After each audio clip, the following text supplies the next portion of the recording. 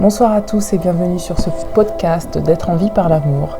Nous allons parler du pardon et nous allons voir les différentes croyances associées au pardon et ce que le pardon n'est pas. Alors beaucoup de personnes pensent que le pardon c'est l'acceptation des faits négatifs qui se sont passés avec d'autres personnes. Certains limitent cette définition au pardon à ça. Néanmoins, le pardon c'est bien plus que ça. Le pardon c'est aller au-delà en fait de juste j'accepte que les choses soient telles qu'elles sont. C'est réellement accueillir ce qui s'est passé comme ça s'est passé. Alors prenons une situation, par exemple, vous avez vécu quelque chose de très traumatisant quand vous avez été enfant ou quand vous avez été adulte ou une rupture amoureuse ou quelque chose qui s'est très très mal passé. Le pardon va vous permettre de pouvoir vous apaiser intérieurement par rapport à ce qui s'est passé.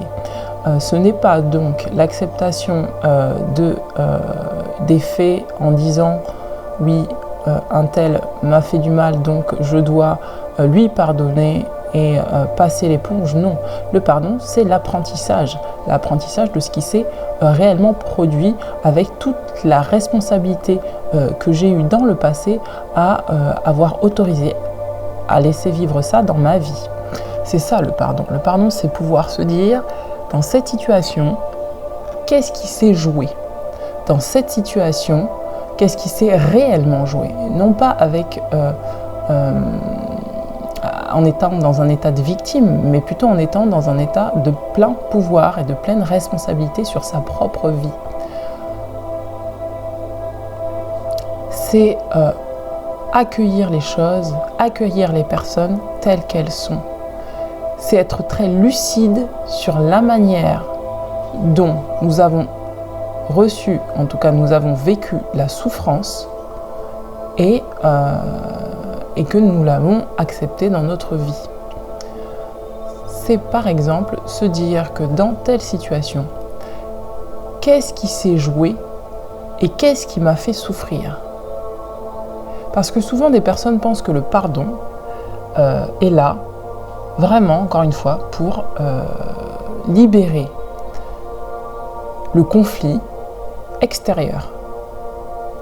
Or, le pardon, c'est tout le contraire. C'est accepter le conflit extérieur.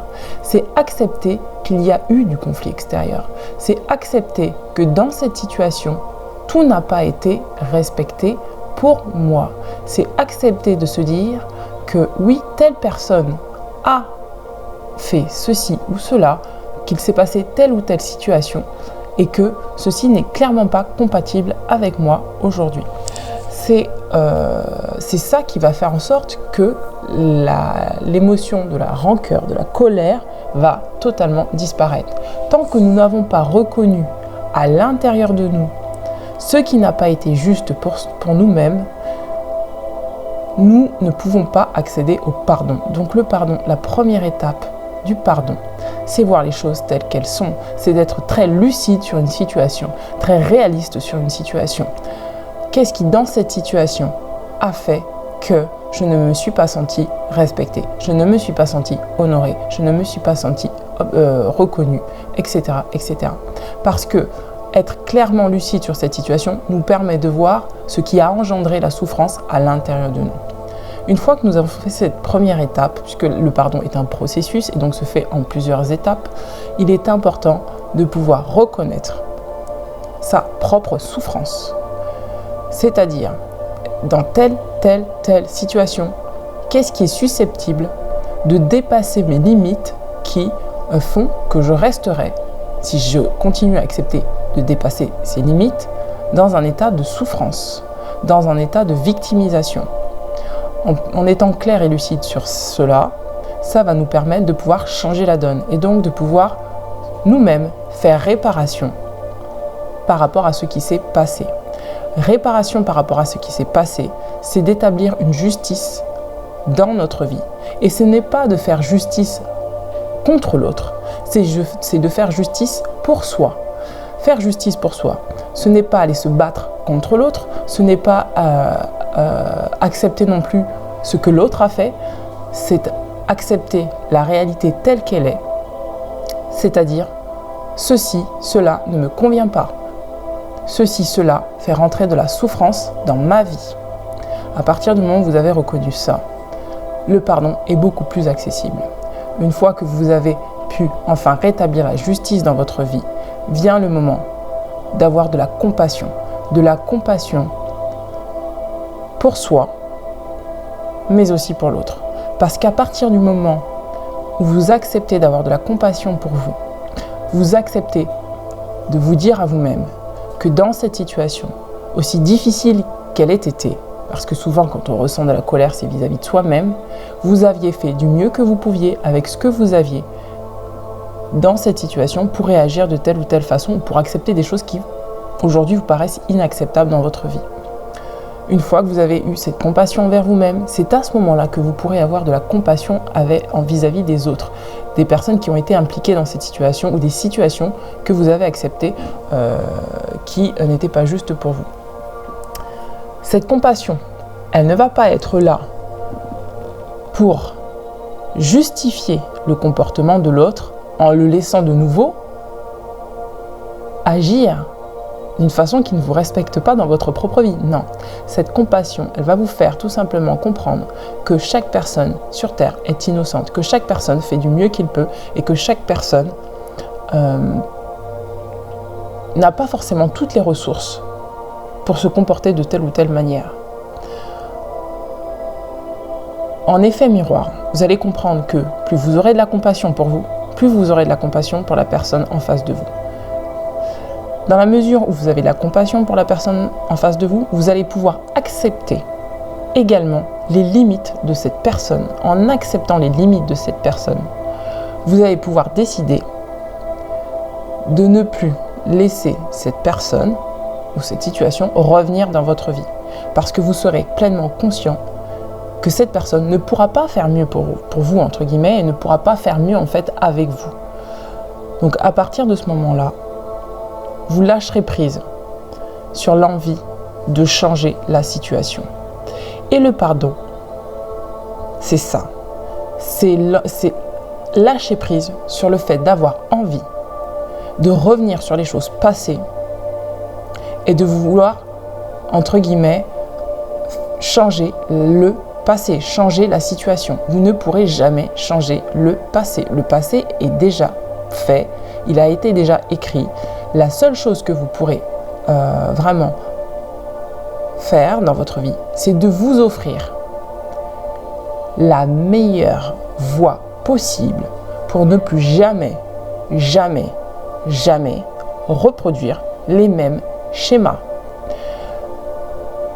La situation qui vous est arrivée, qui demande à être pardonnée, et vous, par rapport à ce que vous avez fait, qui demande aussi que vous pardonniez intérieurement, parce que le pardon, c'est dans les deux sens. On ne peut pas pardonner une situation du passé sans s'être d'abord pardonné à soi-même, va vous permettre de créer quelque chose de nouveau dans votre vie en étant beaucoup plus responsable, beaucoup plus lucide sur les choses et en ayant une vision d'ensemble qui sera beaucoup plus large qu'une vision, entre guillemets, fermée, où vous restez dans une rancœur de vouloir toujours changer le passé ou changer les personnes avec qui vous avez eu du conflit dans le passé.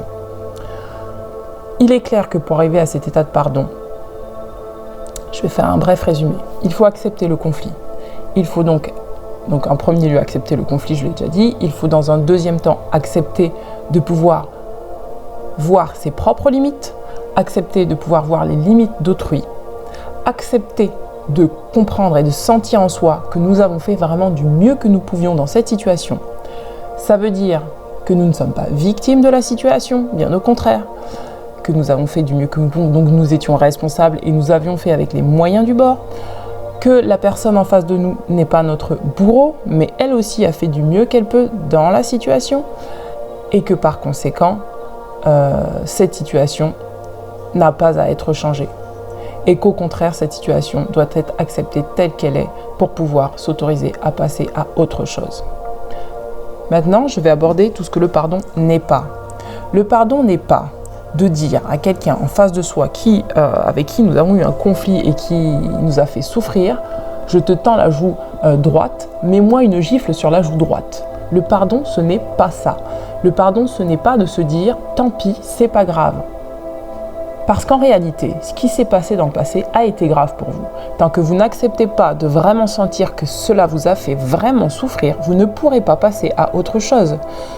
Ça veut dire quoi ? Ça veut dire que quand vous allez commencer à sentir que cette situation n'a pas été juste pour vous et qu'elle vous a fait souffrir, vous allez pouvoir apporter un baume guérisseur sur cette situation. Et donc, c'est de dire à la personne en face de vous, telle qu'elle soit, ou de dire à cette situation, merci pour les leçons que tu m'as apportées. Grâce à toi, j'ai pu grandir et sentir en moi ce qui a fait en sorte que j'accepte cette situation. Aujourd'hui, je prends conscience que je m'aime davantage et que ceci n'est plus compatible avec moi, n'est pas compatible avec moi et je n'accepte plus de revivre les mêmes situations qu'avant. Ça veut dire être capable de quitter des personnes, ça veut dire des relations, des personnes qui ne sont pas bonnes pour nous, des situations qui ne sont pas bonnes pour nous et de partir en paix. La clé pour véritablement accéder au pardon et sortir de la souffrance, c'est la paix.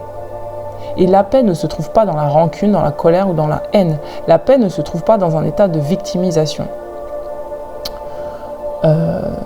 Ce que le pardon n'est pas. Qu'est-ce que nous avons d'autre comme croyance ? La croyance qu'une fois que vous avez pardonné à quelqu'un, elle doit revenir dans votre vie. Non, pas du tout. Ça, pareil, c'est une croyance erronée. La croyance qui fait que vous avez quitté une situation et puisque vous pardonnez à cette situation, eh bien, vous pouvez recommencer la même chose. Pareil, ce n'est pas pardonner que de reproduire les mêmes schémas, de faire rentrer de la toxicité dans sa vie. C'est un petit peu les mêmes choses que je suis en train de répéter là, mais c'est pour que vous voyez qu'il y a quand même des nuances. Parce que, par exemple, on peut se dire, voilà, j'ai vécu telle situation avec telle personne, c'était un conflit qui était dur, mais bon, elle n'a pas fait exprès. Mais oui, elle n'a peut-être pas fait exprès, mais est-ce que quand vous êtes parti voir cette personne, elle s'est excusée ? Est-ce qu'elle a vraiment pris conscience que vous l'avez fait souffrir ? Si tel est le cas et qu'elle vous dit qu'elle ne recommencera pas, vous pouvez lui laisser une seconde chance. Par contre, si cette personne, vous voyez qu'elle ne réagit pas et qu'elle reproduit tout le temps les mêmes schémas, ce n'est plus la peine de lui chercher des excuses. Il faut tout simplement dire, bon, je constate que là, tu as atteint tes limites, mais moi, je n'ai plus à subir en fait tes limites, tes limitations. Je n'ai plus à subir tes limitations. Je te remercie pour l'enseignement. Je vois aussi également où se trouvent mes limites et vous faites votre vie en paix. Pour vous, pas contre l'autre. Elle est la subtilité du pardon. Le pardon, c'est un processus qui... c'est pas un processus mental, c'est un processus qui se fait sur des jours, des années, des mois. Ça peut prendre vraiment très longtemps, le processus du pardon. En attendant, quand ce processus est en train de se faire, vous constaterez que dans votre vie, les choses changeront, que vous n'accepterez plus de revivre les mêmes situations qu'avant et que vous allez pouvoir de plus en plus reprendre votre pouvoir personnel, reprendre confiance en vous pour mettre des choses en place dans votre vie qui vous correspondent davantage. C'est pour ça que c'est un processus qui dure très longtemps.